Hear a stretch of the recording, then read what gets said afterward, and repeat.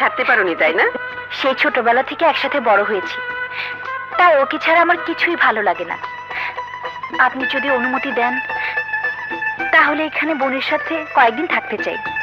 নিশ্চয়ই, যাও, বৌমা উপরে আছে, যাও। আচ্ছা।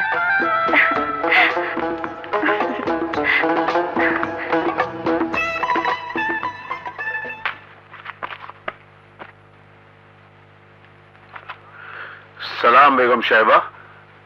এসো সাপুরে।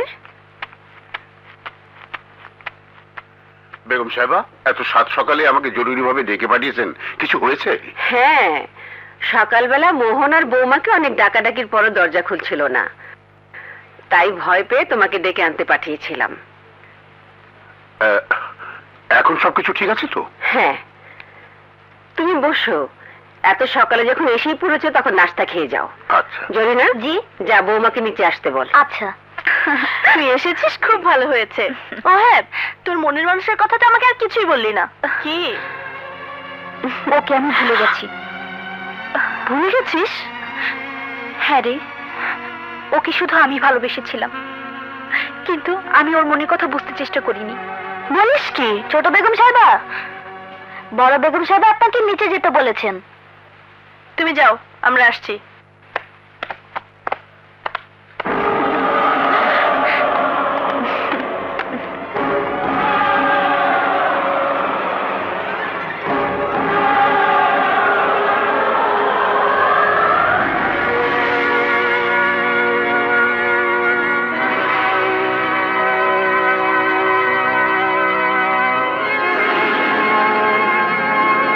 বসো।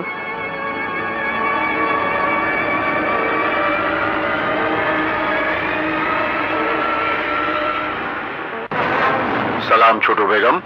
সাপুরে, তুমি ওকে বেগম সাহেবা বলছো কেন? ছোট বেগম সাহেবা তো ও তো বৌমার ছোট বোন। বোন? এ তো নাগরানী। মনে হয় আমাকে চিনে ফেলেছে। সাপুরে, এবার যদি আমাদের সুখের জীবনে এতটুকু যন্ত্রণা দিস তাহলে তোর জীবন আমি তছনছ করে দেব। সাপুরে, অমন করে কি ভাবছো? ভাবছি ছোট বেগম সাহেবাকে চিনতে আমি কেন ভুল করলাম। আচ্ছা ঠিক আছে, তুমি প্রহরীকে বলো নিচে বৈঠকখানে তোমাকে নিয়ে বসাতে, আমি আসছি। সালাম বেগম সাহেবা। আচ্ছা।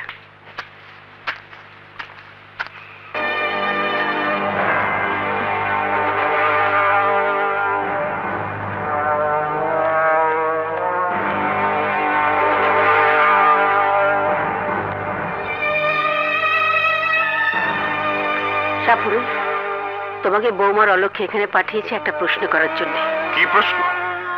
তুমি সেদিন বৌমাকে দেখতে তার বাড়িতে গিয়েছিলে? জি, বৌমাকে দেখেছিলে? দেখেছিলাম।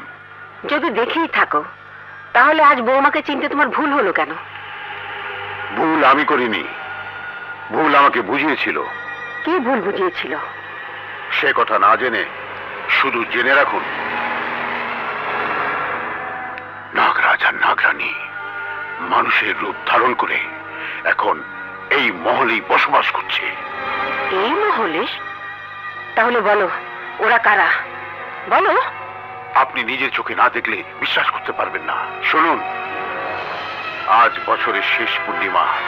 এই পূর্ণিমায় নাগরানীর রূপের পরিবর্তন হয় এবং মানুষ থেকে একবার হলেও সাপের রূপ ধারণ করবে। তাই আজ সমস্ত রাত আপনার পুত্রবধূ থেকে শুরু করে সবার উপর কড়া দৃষ্টি রাখবেন। কি বলছো তুমি? অবাক হচ্ছেন কেন? আমি তো বলেছি সচক্ষে না দেখলে আপনি বিশ্বাস করতে পারবেন না। আমি গেলাম, সময় মতো চলে আসবো। কিন্তু তুমি চলে গেলে নাগনাগিনী যদি মহল ছেড়ে চলে যায়? ওরা যেন পালিয়ে যেতে না পারে সে ব্যবস্থা আমি করেই যাব। আসি, সালাম।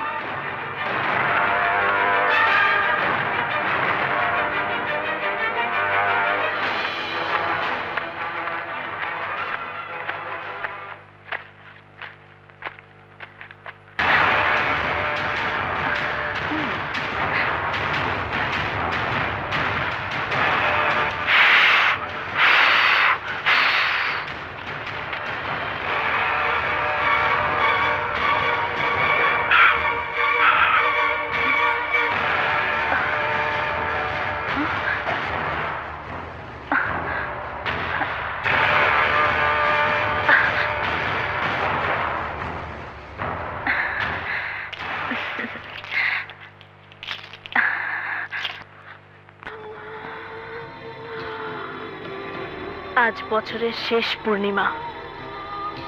এই রাতে আমার শরীরের রূপ বদলাবে, আর তখন আমার শরীরে ব্যথা উঠবে, কিন্তু ঘরে তখন নাগরাজ থাকবে। ওকে কিছুতেই বুঝতে দেয়া যাবে না। একটু পরে চাঁদ উঠবে, তাই সমস্ত রাত মোহিনী থেকে শুরু করে সবার উপর নজর রাখতে হবে।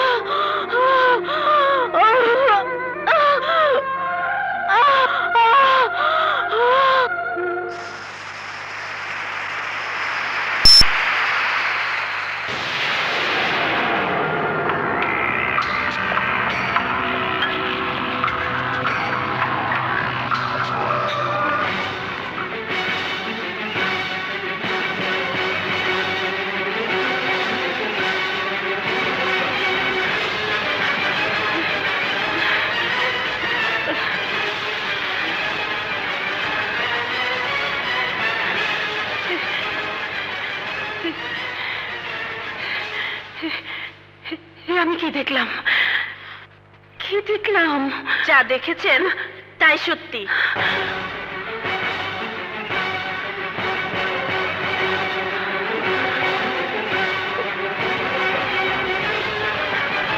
মা, আপনি ভয় পাবেন না। আপনাকে একটা অনুরোধ করছি। আজ আপনি যা দেখেছেন এটাই সত্যি, কিন্তু এই সত্যটা কাউকে বলবেন না। একটা কথা শুনে রাখুন, আমি আপনার সন্তানের শত্রু নই, শত্রু ওই শয়তান সাপুরে। তাই বলছি, আপনি আজকের পর ওই সাপুরের সাথে কোনো সম্পর্ক রাখবেন না, ওর কাছেও যাবেন না। কথাটা মনে রাখবেন।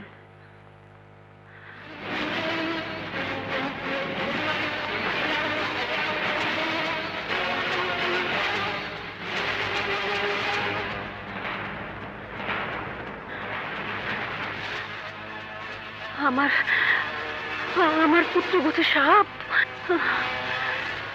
সকালের অপেক্ষা না করে আমাকে এক্ষুনি সাপুরের কাছে যেতে হবে। আপনি তাহলে নিজের চোখে নাগরানীর আসল রূপ দেখেছেন? হ্যাঁ, দেখেছি। আপনি কিছু ভাববেন না, আজ রাতেই নাগরাজ আর নাগরানী আমার হাতে ধরা পড়বে। নাগরানীকে তো দেখেছি, কিন্তু নাগরাজ কোথায়? নাগরাজ ও মহলে আপনার চোখের সম্মুখেই থাকে। চোখের সম্মুখে? হ্যাঁ। কি সে? অস্থির হবেন না বেগম সাহেবা, আপনি শুধু আজ সূর্য ওঠার আগ পর্যন্ত অপেক্ষা করুন। সব দেখতে পারবেন, সব জানতে পারবেন। কিন্তু সাপুরে? বেগম সাহেবা, আর এক মুহূর্ত সময় নষ্ট না করে মহলে চলে যান। আমি আমার সব ব্যবস্থা করেই আসছি। বেশ, আমি যাচ্ছি, কিন্তু সাপুরে আমার মহলের একটা মানুষের যেন কোনো ক্ষতি না হয়।